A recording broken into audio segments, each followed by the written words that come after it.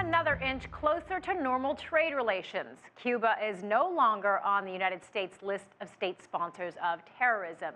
Now, the highly symbolic change also will have some real impacts. It allows Cuba to conduct banking in the United States, and it will also make companies more willing to do business there. It also paves the way for Washington and Havana to reopen their embassies. The U.S. trade embargo against Cuba remains in place and can only be lifted by the U.S. Congress. Normalizing relations between the two countries translates into more tourists, of course, visiting Havana. And as hotels struggle to cope with the influx, enterprising Cubans are opening their homes to house those tourists. Home sharing website Airbnb is capitalizing on the popular vacation destination. CCTV's Michael Voss has more from Havana. When the Garfunkel family decided to see Cuba for themselves, they ended up in a dusty back street of old Havana. They'd booked online into a private bed and breakfast rather than a hotel and chose to stay in a restored colonial-era house.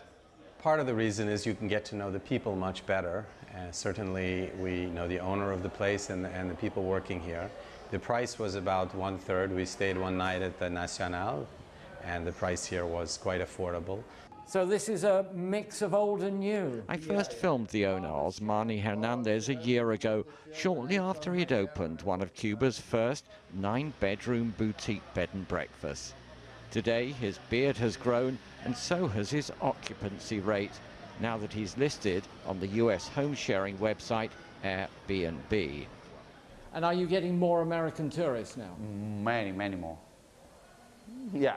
They are arriving maybe 5 or 6 for a week, and this is nice. It's good business. Yeah, yeah. The number of foreigners visiting Cuba has risen dramatically this year as relations with the US start to thaw. But Cuba is having trouble coping and is turning more and more to the private sector. According to the Ministry of Tourism, there are now more than 11,000 licensed private bed and breakfasts, double the number from 2 years ago. For the government, the Cuban government, it's very important that people rent their houses because there is no enough hotel capacity. So they need people to rent their houses, and things are better now.